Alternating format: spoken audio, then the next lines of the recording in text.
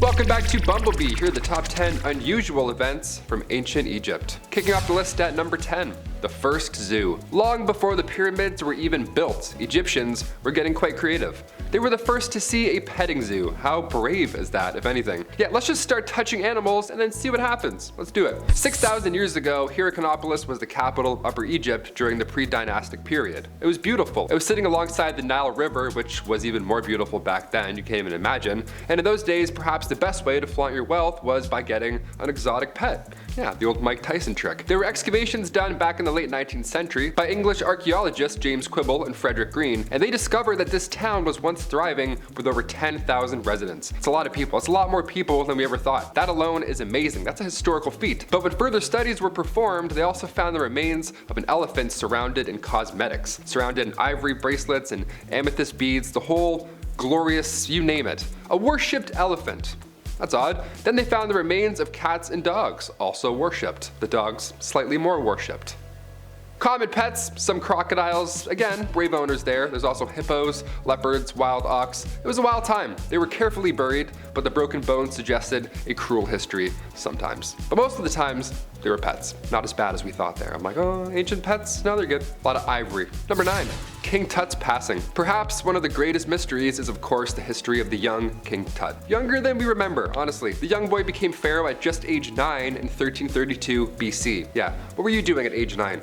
I was mini golfing. Maybe. I don't even know. During his time ruling, the young king had to face a country in conflict. Egypt and Nubia at this point were going head to head over land, and not even 10 years into ruling, the young pharaoh passed away at age 18. It wasn't until 1922 until he was ever seen again. That's when Howard Carter, of course, discovered the tomb of the lost king, appropriately in the Valley of the Kings. This is where we could have been more careful, historically, because when Tut was discovered, they tried to move his body out of the oil that coated the coffin. But in doing so, they got a little bit too excited. They didn't really know what they were doing back then, so they damaged him. Yeah, they damaged an ancient king. How brutal is that? So now it's next to impossible to tell what really took his life at such an early age, especially for a king. We have some ideas though, it's not entirely hopeless at this point. It was believed King Tut, after some 3D scans were done, had a broken leg. So he may have fallen off a chariot or something. So if King Tut passed at an early age, out of nowhere, hopefully this was the reason why, or else there's another mystery afoot. Number 8, the first peace treaty. The first peace treaty in history ever was back in 1259 BC. Now at this point, ancient Egyptians and the Hittite Empire were fighting over what's now modern day Syria. This conflict had been lasting for centuries, and finally,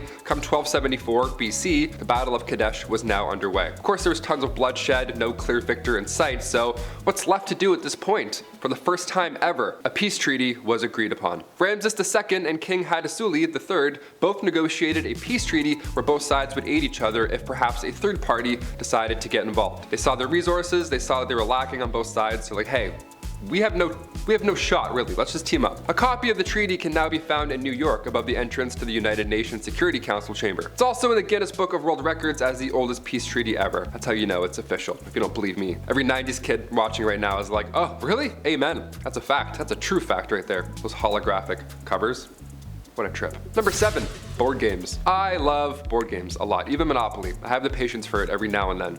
But ancient Egyptians, talk about patience, my friends. They also loved board games. They created them.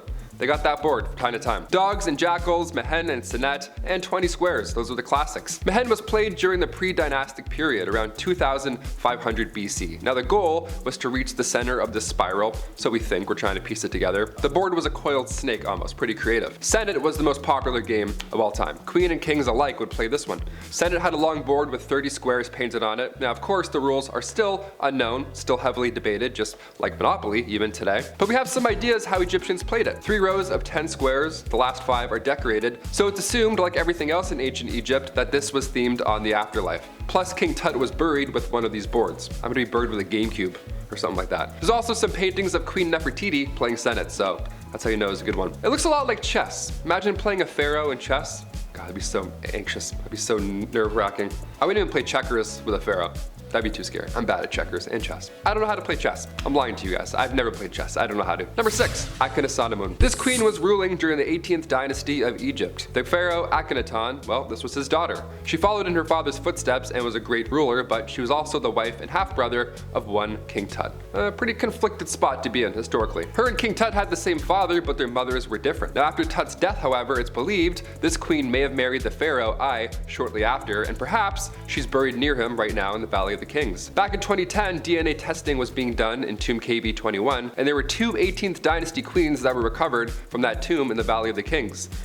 Could it be? Perhaps? There wasn't enough data that was found from the mummy, but they do know that the DNA is somewhat of an 18th dynasty royal bloodline, so we're definitely close. In another tomb, tomb KB63, numerous coffins were found, and one had an imprint of a woman on it, along with jewelry, women's clothing at the time, but the biggest clue really at this point was pottery fragments. Of course, it's always in the pottery. We've all played Ocarina of Time, always check the pots. The name Potton was on one of these pottery fragments. That's another clue. The only person to ever use this name historically was the long-lost queen of Ankhesenamun. So now we're getting real close. Dangerously close. But it feels weird to watch so many tombs be opened up at this point. Like, yeah, we're getting close to finding out things historically, but can we just leave these leading ladies alone? I feel like they dealt with enough men in their lifetime. Now we're just like, we're like, hey, is that her? Nope, we're good. It's like, let them rest. They have fake doors. They don't want us coming in. Number 5, Queen Neffertiti's disappearance. Ruling alongside the pharaoh Akhenaton from 1353 to 1336 BC, Queen Nefertiti, aka Lady of Grace, aka Hereditary Princess, was born in 1370 BC. She was born in the Egyptian city of Thebes. She was only 15 years old when she married 16-year-old Akhenaton. Again, always so young and just forced. This family forced fun. She worshipped the sun god Aten at the time, and alongside her young husband, she built a new capital called Amarna. She even created a new religion. She was onto some good stuff. She ruled over what's now considered the wealthiest period in Egyptian history. Nefertiti had 6 children, which were all daughters. Many believe this has something to do with her disappearance. After reconstructing Egypt's religious and political structure, soaring to new heights as a woman in the Egyptian court, the queen just vanished. Yeah, historically, just like that, boom. During the 12th year of the 17 that her husband ruled for, historical records seem to have just wiped out the queen's side of the legacy. She was gone from everything, and many believe that she didn't actually die, but rather, she disguised herself and continued to rule. See, the next in line after Akhenaton's reign was Pharaoh Smenkhkare. Was that really Nefertiti in disguise? I hope so. That's like some she's the man stuff right there. The reason we believe she may have disguised herself as a man is because of the female pharaoh, Hatshepsut. She ruled with a fake beard in the 15th century, so it's possible, we've seen it. And lastly, there's a theory that the reason Nefertiti was banished was because she couldn't produce a male heir. Like I mentioned, she had 6 daughters and then she disappeared. This is ancient history we're talking about. Always brutal, no matter what. Beautiful, but brutal. Number 4, Cleopatra's. Sure, she may have been born in Egypt, but Cleopatra, despite what many believe, was not Egyptian. She was the last Greek ruler of Egypt, and after Alexander the Great's death in 323 BC, Ptolemy then took over Egypt, which in turn launched this wave, this dynasty of Greek rulers that lasted for centuries. DNA-wise, she was barely Egyptian, but as she grew up, she was determined to learn all about Egyptian culture. And due to political structure, she started to style herself after the goddess Isis. She was the first Cleopatra that claimed to be Isis after the 3rd Cleopatra. Yeah, there's way more than we think. There's like 7. Number 3, King Ramses VIII. The last son of Ramses III. He's the 7th pharaoh of the 20th dynasty. King Ramses VIII. Yeah, history is confusing with these numbers sometimes. I gotta tell you, I had to type that one out a few times. I was like 8, 3rd, carry the 8, 9, Ramses what? The lost king had the throne for a very short amount of time, and historians are trying to understand why that is. What exactly happened? What in the King Joffrey went wrong with King Ramses VIII here? He was the only pharaoh of the 20th dynasty whose tomb is still lost in the Valley of the Kings, so maybe it's not even there. And the thing is, with his ruling being so short, the theory out there is that the tomb of KB19 that belonged to the son of Ramses IX, many believe this tomb was originally built for Ramses VIII, but once he became king, everybody saw his true colors. They must have changed their mind at that point, or changed their lane or something. They were like, maybe not him, you know? There is a confirmed tomb that was never used for Ramses VIII, and that was tomb QV43. That was in the Valley of the Queens. It was made for him, but never used. Again, more mysteries. The poor souls who had to build all these tombs, and they're like, you don't need it? Okay.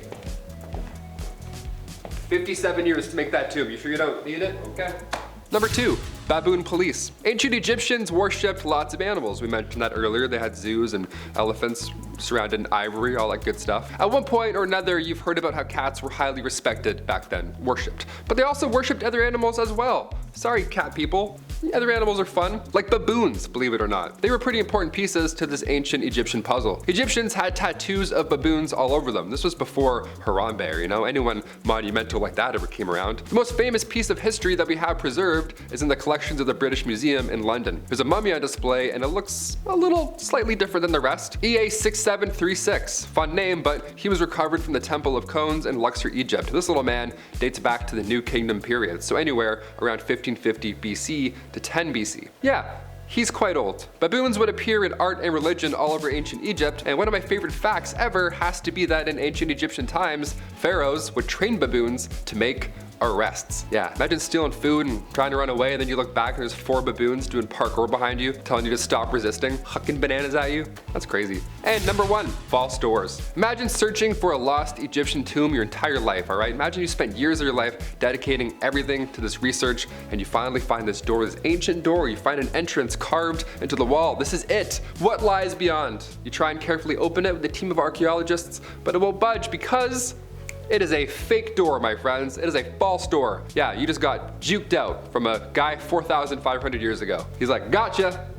Took long, we did it. False doors in ancient Egyptian tombs are very common. Ancient Egyptians believed that these false doors were a connection to the dead. How beautiful is that? And that is how spirits were able to travel from here to there, and back and forth. See, most false doors can be found on the west wall because Egyptians believed the west to be the land of the dead. The west. That's the west.